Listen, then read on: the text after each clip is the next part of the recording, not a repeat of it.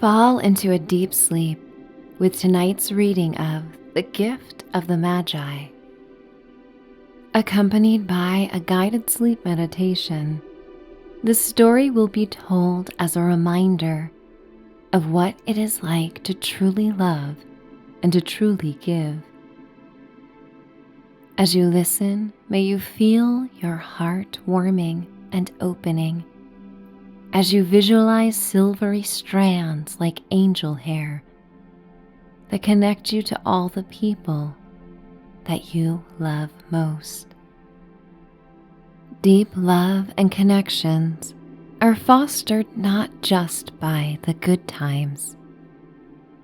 The true growth and depths form from the times of vulnerability, of selflessness, of loyalty, and of truly wanting to make someone happy.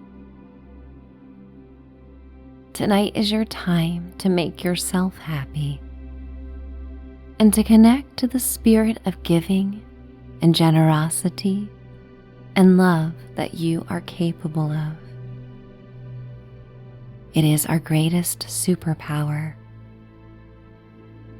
Love can heal along with the creative powers of our imagination. So let this be your time to imagine and feel good, to feel safe and cared for, to know that you very much deserve this time in the sanctuary of your own mind. It's time to dream away. I would like to welcome you to Michelle's Sanctuary. I am Michelle, and as you are listening, remember that I am here just for you. You may think of my voice as that of your strongest ally and friend. I am here to remind you that we are all connected, and even when physically distanced, we can stay spiritually connected.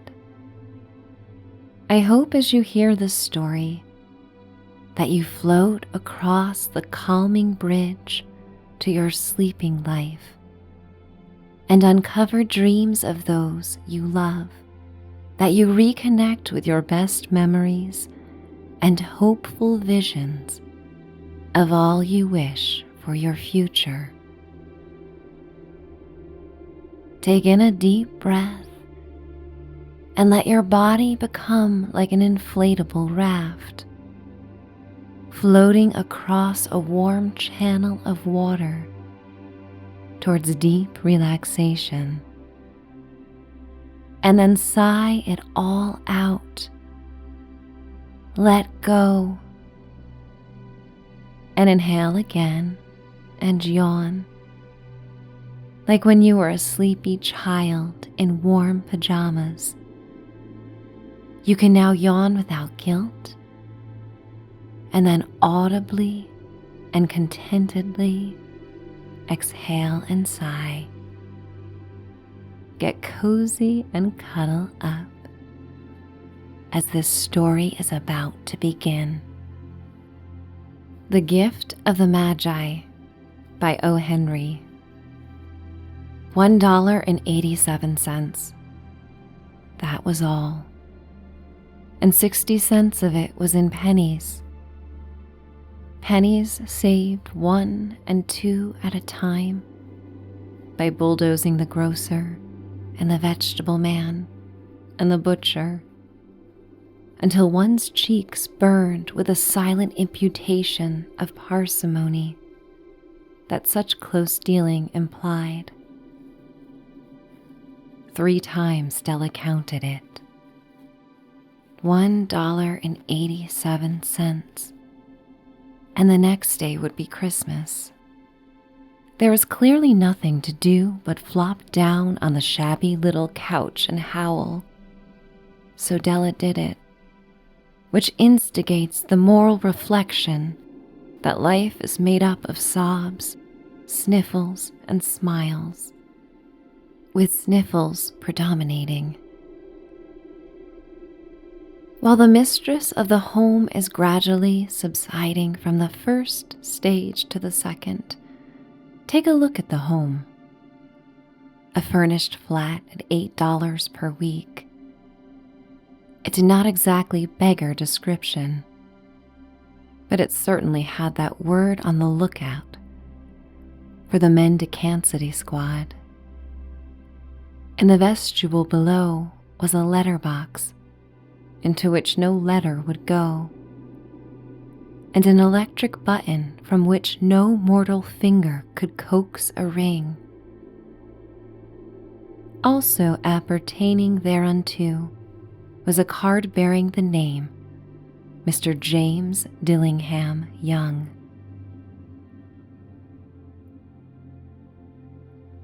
The Dillingham had been flung to the breeze during a former period of prosperity when its possessor was being paid $30 per week. Now when the income was shrunk to $20 though, they were thinking seriously of contracting to a modest and unassuming D. But whenever Mr. James Dillingham Young came home and reached his flat above, he was called Jim and greatly hugged by Mrs. James Dillingham. Young, already introduced to you as Della, which is all very good. Della finished her cry and attended to her cheeks with a powder rag. She stood by the window and looked out dully at a gray cat walking a gray fence in a gray backyard. Tomorrow would be Christmas Day, and she had only $1.87 with which to buy Jim a present. She had been saving every penny she could for months, with this result. $20 a week doesn't go far. Expenses had been greater than she had calculated. They always are. Only $1.87 to buy a present for Jim. Her Jim. Many a happy hour she had spent planning for something nice for him. Something fine and rare and sterling. Something just a little bit near to being worthy of the honor of being owned by Jim.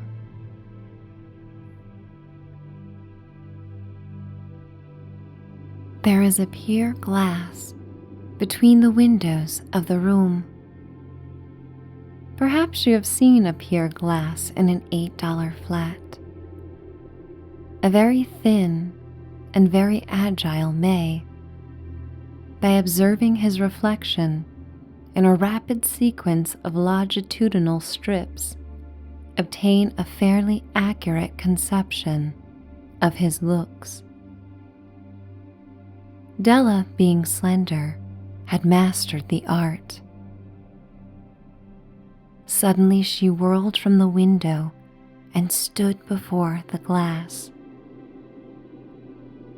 Her eyes were shining brilliantly, but her face had lost its color within 20 seconds.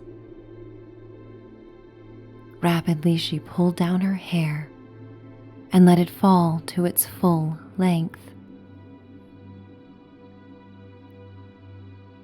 Now there were two possessions of the James Dillingham Youngs in which they both took a mighty pride. One was Jim's gold watch that had been his father's and his grandfather's. The other was Della's hair. Had the Queen of Sheba lived in the flat across the air shaft, Della would have let her hair hang out the window some day to dry, just to depreciate Her Majesty's jewels and gifts. Had King Solomon been the janitor, with all his treasures piled up in the basement, Jim would have pulled out his watch every time he passed, just to see him pluck at his beard from envy. So now Della's beautiful hair fell about her, rippling and shining like a cascade of brown waters. It reached below her knee and made itself almost a garment for her. And then she did it up again, nervously and quickly. Once she faltered for a minute and stood still while a tear or two splashed on the worn red carpet. On went her old brown hat. With a whirl of skirts and with the brilliant sparkle still in her eyes, she fluttered out the door and down the stairs to the street. Where she stopped, the sign read, Madame Sofronie, hair goods of all kinds. One flight up Della ran and collected herself, panting. Madame, large, too white, chilly, hardly looked the Sofronie. "Will you buy my hair?" asked Della. "I buy hair," said Madame. "Take your hat off and let's have a sight at the looks of it." Down rippled the brown cascade. $20, said Madame, lifting the mass with a practiced hand. "Give it to me quick," said Della. Oh, and the next 2 hours tripped by on rosy wings. Forget the hashed metaphor. She was ransacking the stores for Jim's present. She found it at last. It surely had been made for Jim and no one else. There was no other like it in any of the stores, and she had turned all of them inside out. It was a platinum fob chain, simple and chaste in design, properly proclaiming its value by substance alone, and not by meretricious ornamentation, as all good things should do. It was even worthy of the watch. As soon as she saw it, she knew that it must be Jim's. It was like him. Quietness and value. The description applied to both. $21 they took from her for it, and she hurried home with the 87 cents. With that chain on his watch, Jim might be properly anxious about the time in any company. Grand as the watch was, he sometimes looked at it on the sly, on account of the old leather strap that he used in place of a chain. When Della reached home, her intoxication gave way a little to prudence and reason. She got out her curling irons and lighted the gas and went to work repairing the ravages made by generosity added to love, which is always a tremendous task, dear friends, a mammoth task. Within 40 minutes, her head was covered with tiny, close-lying curls that made her look wonderfully like a truant schoolboy. She looked at her reflection in the mirror long, carefully, and critically. "If Jim doesn't kill me," she said to herself, Before he takes a second look at me, he'll say I look like a Coney Island chorus girl. But what could I do? Oh, what could I do with $1.87? At 7 o'clock, the coffee was made, and the frying pan was on the back of the stove, hot and ready to cook the chops. Jim was never late. Della doubled the fob chain in her hand and sat on the corner of the table near the door that he always entered. Then she heard his step on the stair, away down on the first flight, and she turned white for just a moment. She had a habit of saying a little silent prayer about the simplest everyday things, and now she whispered, "Please, God, make him think that I am still pretty." The door opened and Jim stepped in and closed it. He looked thin and very serious.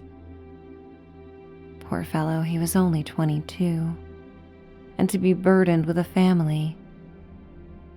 He needed a new overcoat, and he was without gloves. Jim stopped inside the door, as immovable as a setter by the scent of quail.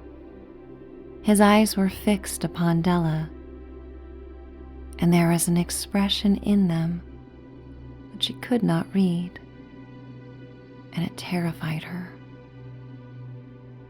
It was not anger, nor surprise, nor disapproval, nor horror, nor any of the sentiments that she had been prepared for.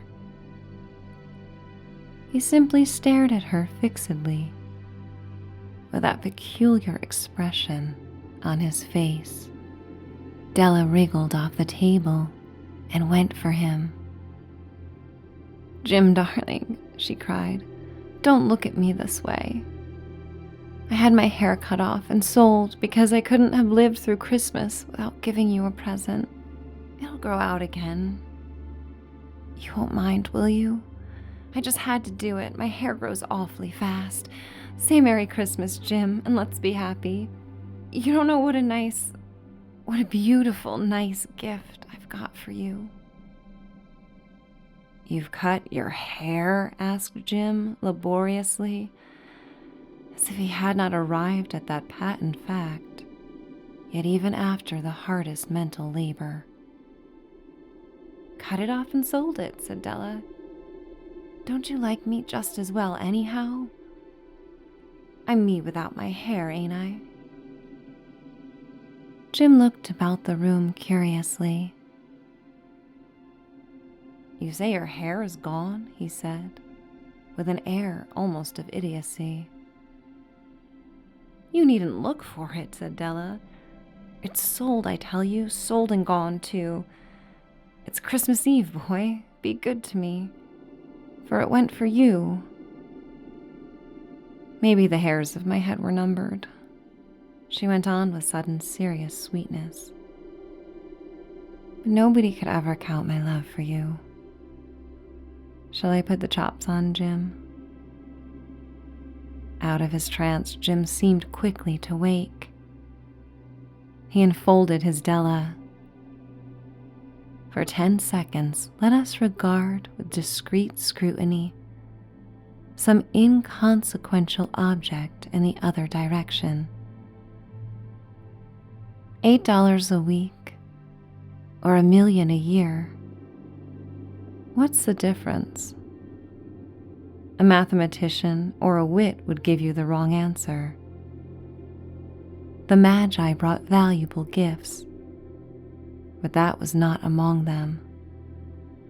The stark assertion will be illuminated later on.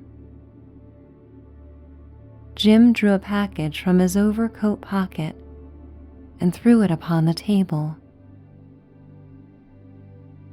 "Don't make any mistake, Dell," he said. "About me, I don't think there's anything in the way of a haircut or a shave or a shampoo that could make me like my girl any less. But if you'll unwrap that package, you may see why you had me going for a while at first. White fingers and nimble tore at the string and paper, and then an ecstatic scream of joy, and then, alas, a quick feminine change to hysterical tears and wails, necessitating the immediate employment of all the comforting powers of the Lord of the Flat. For there lay the combs, the set of combs side and back that Della had worshipped long in a Broadway window. Beautiful combs, pure tortoiseshell with jeweled rims, just the shade to wear in the beautiful vanished hair. They were expensive combs, she knew, and her heart had simply craved and yearned over them without the least hope of possession. And now they were hers, but the tresses that should have adorned the coveted adornments were gone.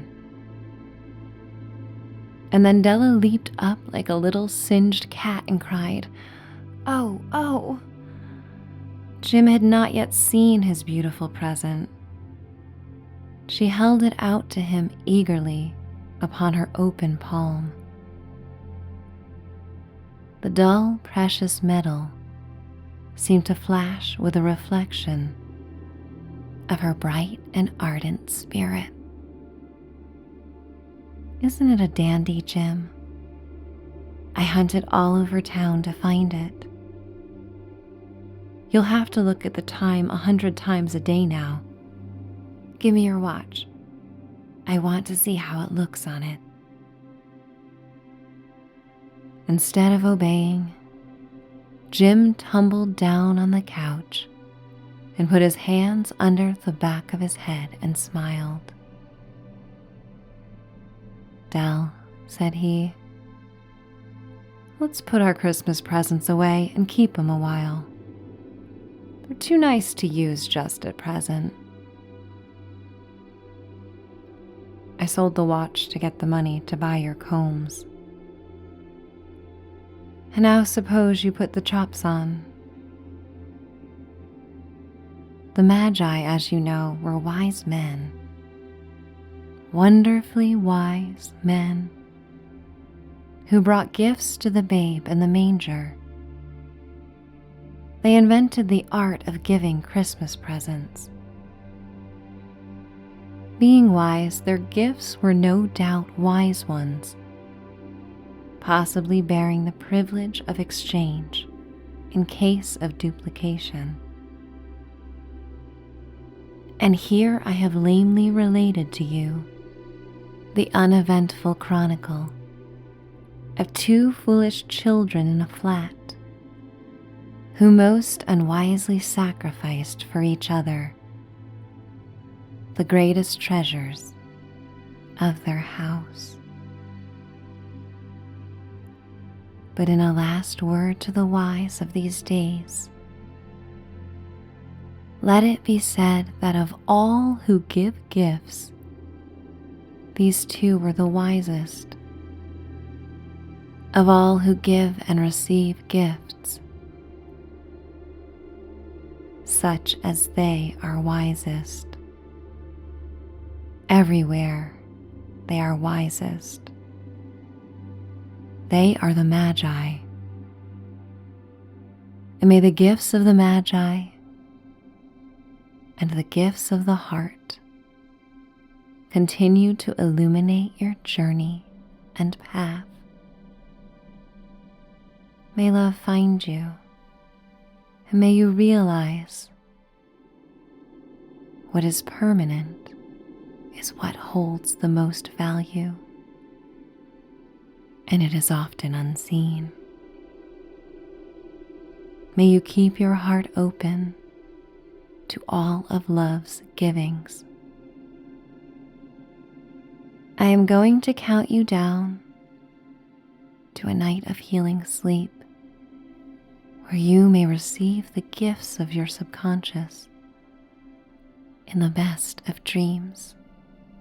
10, 9, 8, 7, 6, 5, 4, 3, 2, 1. Finding peace, finding stillness, finding sleep. It's time to dream away. Good night.